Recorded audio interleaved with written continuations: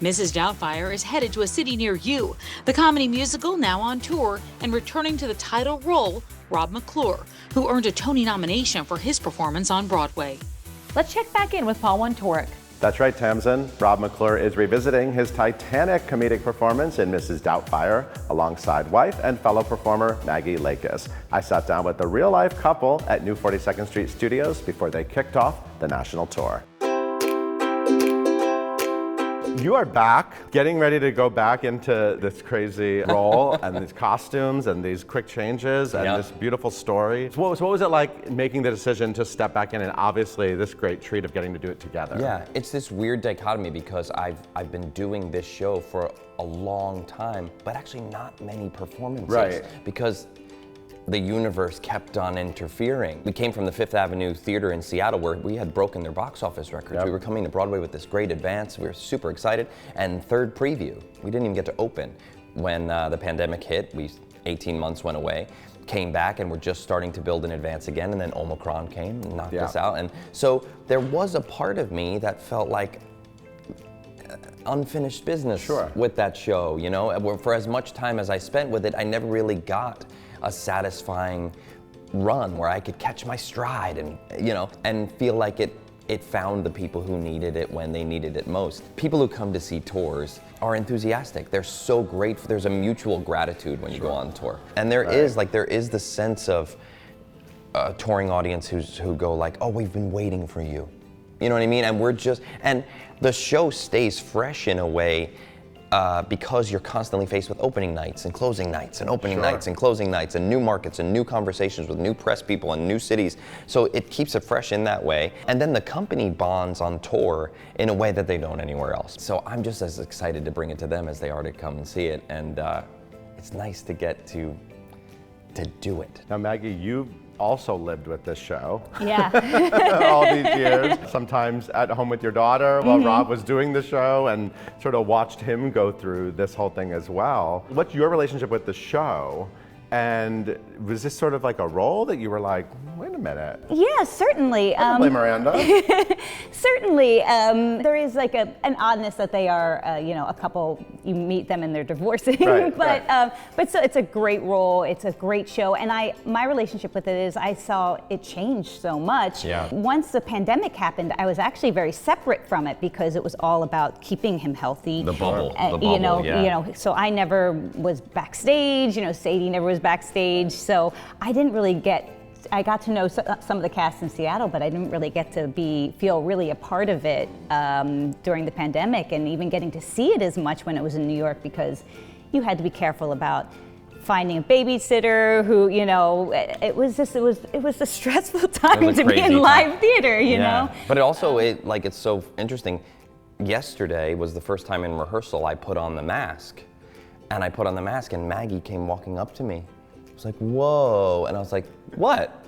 I've done this for how many years? And she was like, I never came backstage. I've never seen this up close. Yeah, I've seen pictures and videos that he'd showed me. Because she couldn't come backstage. You have been on the road together before. You did something rotten on the road. And Avenue Q, this will be our third. But this time, there is a third member of your family, Sadie, who's about to be 5. Yeah. So what does this mean? What are the logistics here? And what was the decision like? And just tell me how this is all going to work. Yeah, we're still learning what this means and what the logistics will be. But we had like wonderful advice during Something Rotten. Autumn Hurlburt toured with us, and she had her son Lincoln. And our friends Sebastian Arcellis and Steph Block just toured in Into the Woods with their daughter. So we had a lot of people we could reach out and ask for advice. And luckily, Sadie will turn 5 in December, which means she doesn't start kindergarten this September. She starts it the following September. So we could go on this big family adventure. Perfect year to go on an adventure. And be done right before she starts school. So it wasn't like we would have to pull her out of school and figure out, you know, homeschooling or whatever. She can just go and have an adventure and then start school when we get back. And I think one of the big decisions is when Kevin McCullum approached us about this was that she could feel welcome at the theater, because she had to be so separate during the pandemic, because she couldn't get sick because he couldn't get sick. So she, you know, couldn't really go and go back to daycare when most of the kids were going back. So we, you know, it was really important to us that she feel like a part of a community and a company. Obviously, we want her to not be in the way of the show, but just to feel like she'll be around the other kids, and they've already met and They're got already along really buddies. great. She's already friends with the Hillard kids, which makes me so happy. They're already so sweet to her. And the first day she came home from rehearsal, she said, "Those are the nicest kids I've ever met." They were so kind. They were so kind to me. This show has a big, beautiful heart, and since you experienced it as an audience member first, I'm curious, what do you love about it? I remember when this movie came out, friends who came from families that were divorced talked about how special of a movie it was because the happy ending wasn't them getting back together. Because for so long, that's what it was. The happy ending is the parents separate, like Parent Trap, and you get them back together.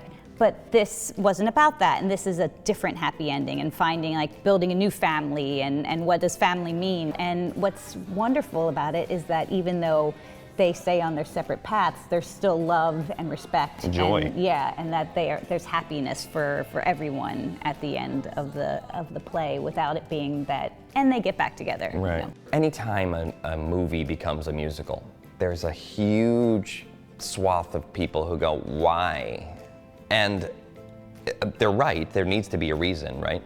But I have like over 220 letters from children to adults to grandparents who are all answering the question of why Mrs. Doubtfire should be a musical. Do you know in the movie, Mrs. Doubtfire reads a letter from a girl named Katie who's going through divorce.